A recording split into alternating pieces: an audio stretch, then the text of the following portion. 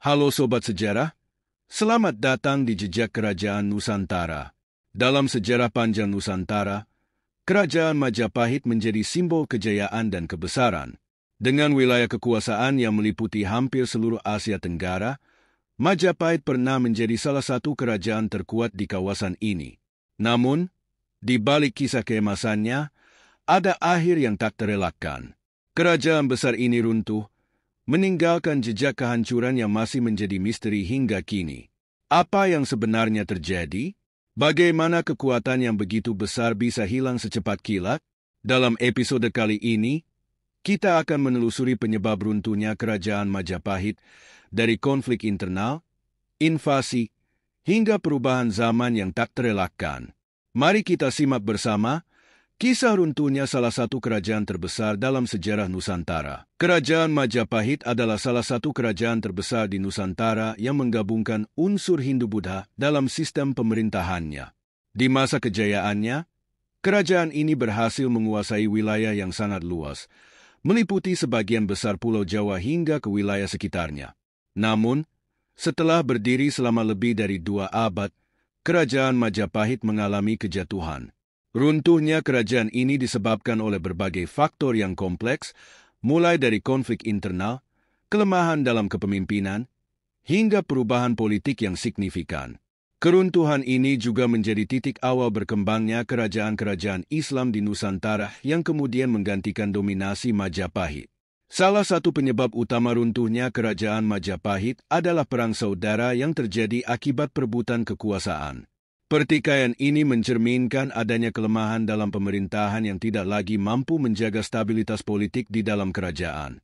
Konflik berkepanjangan ini melemahkan otoritas kerajaan dan membuatnya rentan terhadap serangan dari luar maupun pemberontakan internal. Kondisi ini semakin diperparah dengan munculnya faksi-faksi yang bersaing untuk merebut kekuasaan, yang akhirnya memecah belah kekuatan Majapahit. Faktor lain yang mempercepat keruntuhan Majapahit adalah kualitas kepemimpinan yang semakin menurun. Setelah ditinggalkan oleh pemimpin-pemimpin kuat seperti Gajah Mada dan Hayam Wuruk, kerajaan ini mengalami kekosongan kepemimpinan yang efektif. Para penerusnya gagal untuk mempertahankan stabilitas dan kejayaan kerajaan, sehingga konflik-konflik politik dan perebutan kekuasaan semakin menjadi-jadi.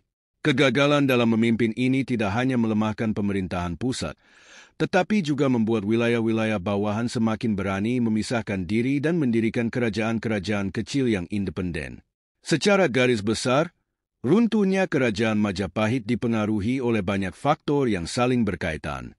Faktor-faktor ini mencakup perang saudara, perebutan kekuasaan, kelemahan kepemimpinan, dan perubahan politik yang terjadi seiring dengan perkembangan zaman. Berikut adalah beberapa penyebab utama yang berperan dalam runtuhnya Majapahit. 1. Kematian Gajah Mada. Kematian Gajah Mada pada tahun 1364 merupakan salah satu titik balik dalam sejarah Majapahit. Gajah Mada dikenal sebagai seorang tokoh sentral yang berperan besar dalam membawa Majapahit mencapai puncak kejayaannya. Sebagai Mahapati dan Panglima Perang, ia bertekad untuk menyatukan seluruh Nusantara di bawah kekuasaan Majapahit, sebuah janji yang dikenal dengan sebutan Sumpah Palapa. Di bawah kepemimpinannya, Majapahit berhasil menguasai wilayah-wilayah penting seperti Pahang, Palembang, dan Temasik, sekarang Singapura. Namun, setelah kematian Gajah Mada, Kerajaan Majapahit mengalami perubahan yang signifikan. Tidak ada tokoh lain yang mampu menggantikan peran sentralnya dalam memimpin kerajaan. Kehilangan seorang pemimpin yang kuat seperti Gajah Mada menyebabkan kekosongan dalam kepemimpinan, yang berdampak pada melemahnya kekuasaan di pusat pemerintahan. Perpecahan politik dan ketidakstabilan mulai muncul, sehingga kerajaan yang tadinya kuat dan terpusat perlahan-lahan mulai kehilangan kendali atas wilayah-wilayah yang sebelumnya berada di bawah kekuasaannya. Ketidakmampuan para penerus untuk mengisi kekosongan yang ditinggalkan oleh Gajah Mada menjadi salah satu penyebab utama melemahnya Majapahit. Akibatnya, Majapahit tidak lagi mampu mempertahankan kekuatannya dan mulai mengalami kemunduran yang berkelanjutan. Selain itu, ketidakstabilan politik yang terjadi setelah kematian Gajah Mada juga memperburuk situasi, yang akhirnya berujung pada runtuhnya kerajaan ini. 2. Kematian Hayam Wuruk.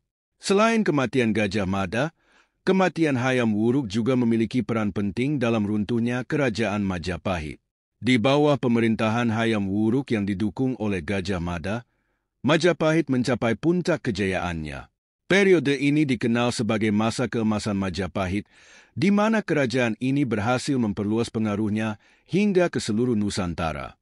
Hayam Wuruk merupakan salah satu raja terbesar dalam sejarah Majapahit, dan masa pemerintahannya dianggap sebagai salah satu periode paling makmur dalam sejarah kerajaan tersebut. Namun, setelah kematian Hayam Wuruk, Majapahit mengalami masa ketidakstabilan politik yang serius. Tahta kerajaan kemudian diwariskan kepada menantunya, Wikramawardhana. Namun, kepemimpinan Wikramawardhana tidak sekuat pendahulunya, dan hal ini membuka peluang bagi munculnya konflik-konflik internal. Perebutan kekuasaan mulai terjadi, di mana beberapa bangsawan dan penguasa lokal mencoba memperluas kekuasaan mereka sendiri dengan memanfaatkan kelemahan pemerintahan pusat. Kematian Hayam Wuruk juga menandai dimulainya era perpecahan dalam Majapahit. Ketidakstabilan politik yang terjadi setelah kematiannya menyebabkan banyak wilayah di Nusantara mulai memisahkan diri dari kekuasaan Majapahit. Mereka mendirikan kerajaan-kerajaan kecil yang merdeka, sehingga otoritas pusat Majapahit semakin melemah. Konflik-konflik internal ini akhirnya menyebabkan kerajaan Majapahit kehilangan kontrol atas wilayah-wilayah yang dulu berada di bawah kekuasaannya, yang pada gilirannya berkontribusi pada keruntuhan kerajaan tersebut. 3. Perang Saudara atau Perang Paregreg. Runtuhnya kerajaan Majapahit disebabkan oleh berbagai faktor yang saling berkaitan. Salah satunya adalah Perang Saudara yang dikenal sebagai Perang Paregreg. Konflik internal ini dipicu oleh perselisihan suksesi setelah kematian Hayam Wuruk, penguasa Majapahit yang sangat dihormati dan diakui sebagai salah satu raja besar dalam sejarah Nusantara. Sepeninggalnya, muncul perbedaan pandangan terkait siapa yang berhak naik tahta, yang pada akhirnya menimbulkan perang saudara antara Wikramawardhana dan Bre Wirabumi. Semasa hidupnya, Hayam Wuruk sudah menetapkan Wikramawardhana sebagai pewaris yang sah, sesuai dengan wasiatnya. Namun, Bre Wirabumi, yang merupakan putra Hayam Wuruk dari Selir, merasa bahwa dirinya juga memiliki hak atas tahta tersebut. Hayam Wuruk, dalam wasiatnya yang lain, telah memberikan wilayah kepada Bre Wirabumi di bagian timur Jawa. Namun, setelah kematian sang raja, Bre Wirabumi menolak untuk tunduk sepenuhnya pada Wikramawardhana dan mengklaim dirinya memiliki legitimasi atas tahta Majapahit. Perseteruan antara kedua pihak tersebut mencapai puncaknya dalam Perang Paregreg. Konflik ini merupakan salah satu perang saudara yang paling terkenal dalam sejarah Majapahit. Meskipun akhirnya perang ini dimenangkan oleh Wikramawardhana, yang berhasil menewaskan Bre Wirabumi, dampak jangka panjangnya terhadap kestabilan politik Majapahit sangat signifikan. Konflik ini membuat Majapahit terpecah belah dan melemah secara politik, dengan berbagai penguasa lokal yang mulai mengambil alih kekuasaan di wilayah masing-masing. Sentralisasi kekuasaan yang dulu sangat kuat di bawah Majapahit kini mulai terkikis. Situasi politik yang tidak stabil akibat perang saudara ini juga membuat Majapahit semakin rentan terhadap ancaman eksternal dan kemunduran dari dalam. Kekacauan internal ini berlanjut hingga beberapa generasi setelah Perang Paregreg, menyebabkan lemahnya otoritas pusat dan semakin banyak wilayah-wilayah yang memisahkan diri dari Majapahit. Ini merupakan salah satu faktor utama yang mempercepat proses kemunduran Majapahit sebagai kekuatan politik dominan di Nusantara. 4. Berdirinya Kerajaan Demak. Selain faktor perang saudara, berdirinya Kerajaan Demak juga menjadi salah satu penyebab utama runtuhnya Majapahit. Kerajaan Demak didirikan oleh Raden Patah, seorang tokoh yang memiliki hubungan darah dengan Majapahit. Ia merupakan putra dari Kertabumi, Raja Majapahit, dan seorang perempuan Tionghoa bernama Siu Banci. Hubungan darah ini membuat Raden Patah memiliki klaim yang kuat atas tahta Majapahit, meskipun ia memilih untuk mendirikan kerajaan baru yang berbasis di Demak. Dengan berdirinya Kerajaan Demak, Majapahit menghadapi ancaman baru dari dalam wilayahnya sendiri. Demak tidak hanya tumbuh menjadi kerajaan yang kuat, tetapi juga mulai mengambil alih kontrol atas pelabuhan-pelabuhan penting di Jawa, seperti Japara dan Gresik. Kontrol atas pelabuhan-pelabuhan ini memberikan Demak keuntungan strategis dalam perdagangan internasional, yang sebelumnya dikuasai oleh Majapahit. Pelabuhan-pelabuhan ini adalah jalur vital bagi perdagangan rempah-rempah, tekstil, dan berbagai komoditas penting lainnya, sehingga penguasaannya memberikan Demak keunggulan ekonomi yang signifikan. Selain mengendalikan pelabuhan, Demak juga berhasil menguasai dataran subur yang sangat penting untuk produksi beras, salah satu komoditas pokok pada masa itu. Dengan sumber daya ekonomi yang melimpah, Demak semakin kuat, sementara Majapahit semakin terdesak.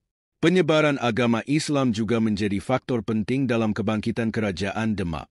Raden Patah, sebagai penguasa Demak, menganut agama Islam dan menjadikan Demak sebagai salah satu kerajaan Islam pertama di Jawa. Penyebaran Islam ini tidak hanya memiliki dampak keagamaan, tetapi juga politik. Islam menyebar dengan cepat di kalangan masyarakat Jawa, dan Demak berhasil mendapatkan dukungan dari berbagai komunitas Islam di Nusantara. Faktor agama ini semakin memperkuat posisi Demak, sementara Majapahit, yang masih memegang tradisi Hindu-Buddha, semakin terisolasi. Dalam konteks ini, berdirinya Demak tidak hanya melemahkan Majapahit secara ekonomi, tetapi juga mempercepat pergeseran kekuasaan dari Majapahit ke Demak. Dukungan dari kalangan masyarakat Islam dan kontrol atas jalur perdagangan yang strategis membuat Demak mampu menggeser Majapahit sebagai kekuatan politik utama di Jawa. 5. Munculnya Kesultanan Melaka. Selain ancaman dari dalam Jawa, Majapahit juga menghadapi tantangan dari luar, yaitu munculnya Kesultanan Melaka. Kesultanan ini didirikan oleh Paramiswara, seorang pangeran dari wilayah Majapahit yang melarikan diri dan mendirikan kekuasaan baru di Semenanjung Malaya. Pendirian Kesultanan Melaka menjadi salah satu faktor eksternal yang berkontribusi pada runtuhnya Majapahit. Melaka tumbuh menjadi pusat perdagangan maritim yang sangat penting di kawasan Asia Tenggara. Keberhasilan Melaka dalam menarik pedagang dari berbagai belahan dunia, seperti India, Cina, dan Timur Tengah, menjadikannya salah satu pusat perdagangan utama di wilayah tersebut. Pelabuhan Melaka menjadi tempat transit penting dalam jalur perdagangan antara timur dan barat, yang dulunya didominasi oleh Majapahit. Peran ini menjadikan Melaka sebagai pesaing utama Majapahit dalam hal perdagangan internasional. Dengan berkembangnya Kesultanan Melaka, pengaruh perdagangan Majapahit mulai menurun. Pedagang yang dulu berlabuh di pelabuhan-pelabuhan Majapahit kini lebih memilih Melaka karena fasilitas yang lebih baik dan keuntungan yang lebih besar. Kemunduran ini berdampak langsung pada perekonomian Majapahit, yang sebelumnya sangat bergantung pada perdagangan internasional. Selain mengambil alih peran Majapahit dalam perdagangan, Kesultanan Melaka juga menjadi pesaing politik yang serius.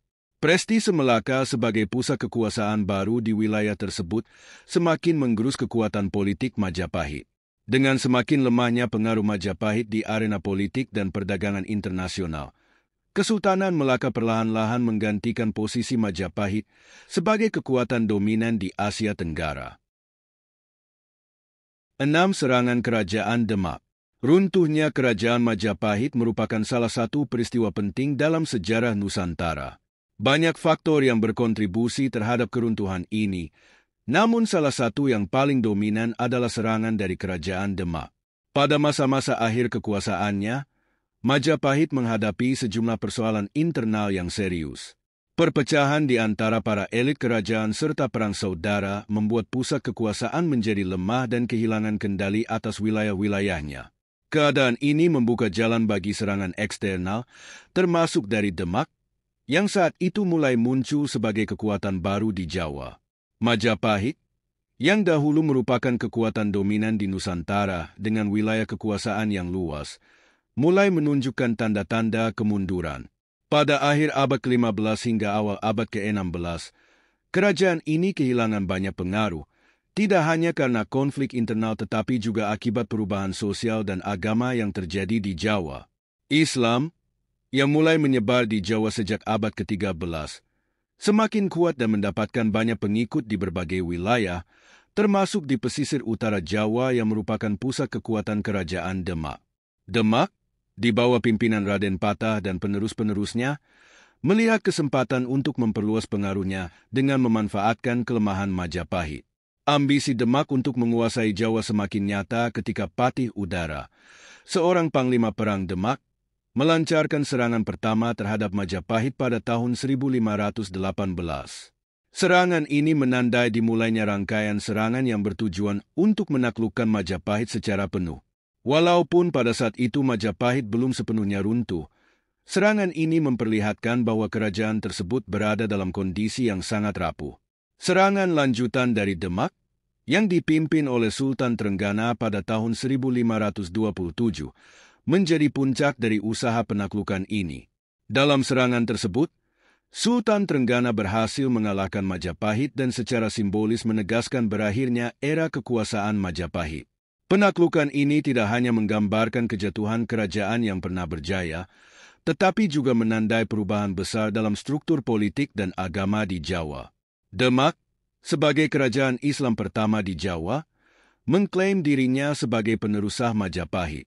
Raden Patah, pendiri kerajaan Demak, dianggap memiliki hubungan darah dengan Raja-Raja Majapahit, sehingga memberikan legitimasi bagi Demak untuk mengambil alih kekuasaan. Meskipun begitu, transisi kekuasaan ini juga menunjukkan pergeseran kekuatan dan pengaruh di wilayah tersebut, di mana Islam mulai memainkan peran yang semakin besar dalam kehidupan politik dan sosial di Jawa. Keruntuhan Majapahit dan naiknya Demak juga menjadi titik balik dalam sejarah Nusantara, terutama dalam penyebaran Islam di Jawa.